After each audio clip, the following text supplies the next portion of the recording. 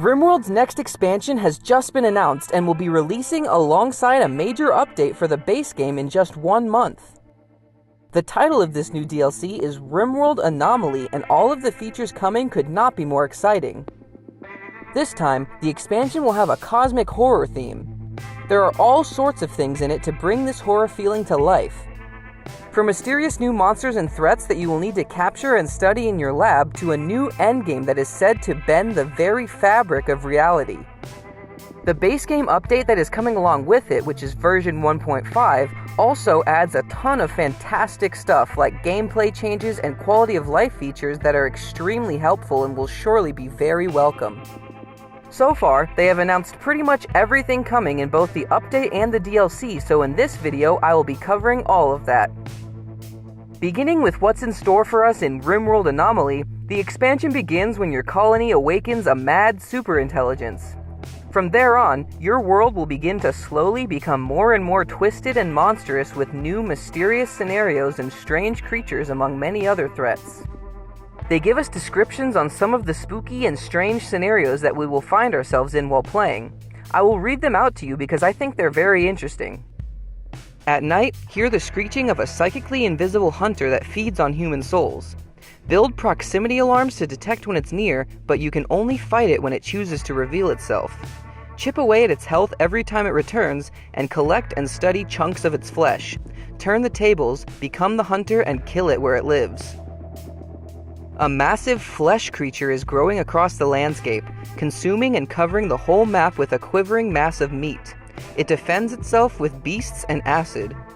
Fight it to get samples of its nervous system, then study them until you can venture into its heart and kill it for good. A parasite has mind-controlled some of your colonists, but who? They pretend to be human as they work to infest others. Track evidence, imprison, interrogate, and medically test people to find out who is infested before it's too late. A pulsating obelisk crash lands near your base. You can try to suppress its filthy energy, but the obelisk may lash out and violently mutate your people, copy them endlessly, or abduct them to an endless gray maze. Your colonists become obsessed with a beautiful golden cube one by one. They build statues of the cube. They worship the cube. They love the cube. A corpse arrives that looks exactly like one of your colonists and seems to follow them. No matter what you do, the corpse returns. And apparently there are many more events that will happen like these for us to discover. To shed some light on the kind of monsters we will be facing, we have shrieking flesh beasts, hordes of shambling undead, spherical death machines, massive devouring water beasts, and lumpen imitations of human beings. These creatures already sound like a lot of fun to go up against, and there's still more of them that haven't been announced. In order to combat these terrifying enemies, we will also be getting new weapons that are equally as terrifying. They include flamethrowers, Hellcat rifles, IEDs that resurrect the dead, flesh-mutating pulsers that transform the living, insanity-inducing weapons, and crossbows that stun your targets. These weapons will not only give you the means to defend yourself against these otherworldly threats, but also allow you to capture and study them. This is how you will be able to defeat the evil manifestations overtaking your world. You will build a containment facility and exploit the captured creatures to harvest bioferrite, which will be used in experimental serums, psychic rituals, ghoulification surgeries, and void-powered constructions. Speaking of these psychic rituals, one of the main enemies in the expansion are the cultists who serve the superintelligence that is causing all the madness. They will do things like chant in a ritual circle to summon monsters or put psychic curses on your colony. It would be best to deal with them as soon as possible to prevent these things from happening. You can also perform the same rituals for your own benefits.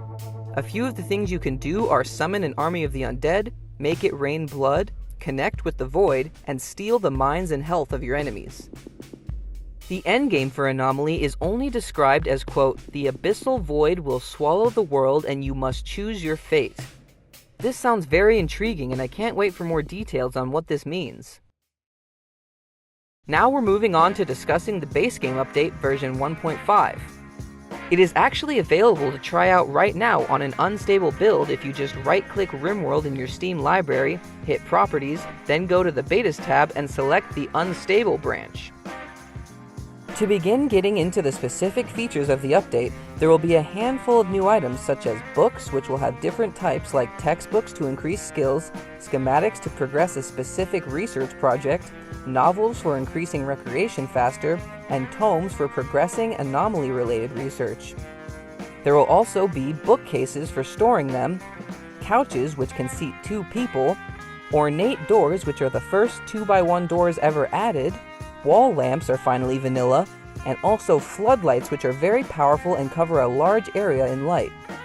Besides these items, the other main features in 1.5 are performance improvements, the ability to now hide power conduits which will definitely help keep your colony looking nice.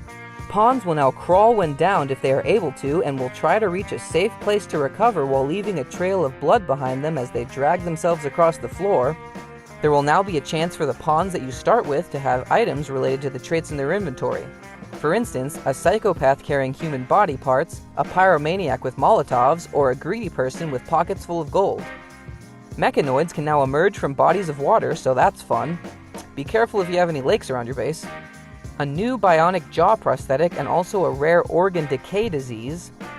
An option to designate an entire vein to be mined instead of having to select each tile as they become visible.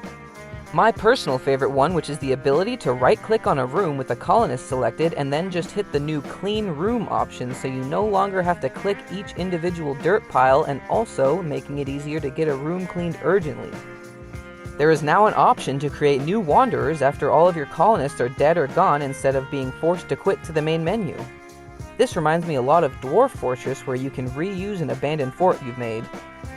There's a new search function at the bottom right of the screen that lets you type in a specific item on your map and brings your camera to it so we won't lose items anymore. Tainted apparel will now have a slight visual difference from normal clothing, looking distinctly darker than the non-tainted clothes. There are various UI improvements, like an option to make colonist moods on the colonist bar more visible. Zooming out really far puts a highlight on your pawns so you can see them easier. The prisoner and health tabs are redesigned, and the research and policy UI are also improved. New art for weapons and new immature crop art and missing leaf art for the plants lacking those.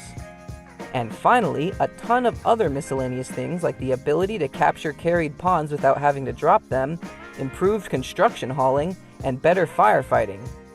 They've included a link to the full changelog with every single thing in the update, and I'll put that link in the description of this video in case you want to read it. So, there's everything that will be coming to Rimworld in just 1 short month's time. There is so much good stuff being added between the DLC Anomaly and the base game version 1.5.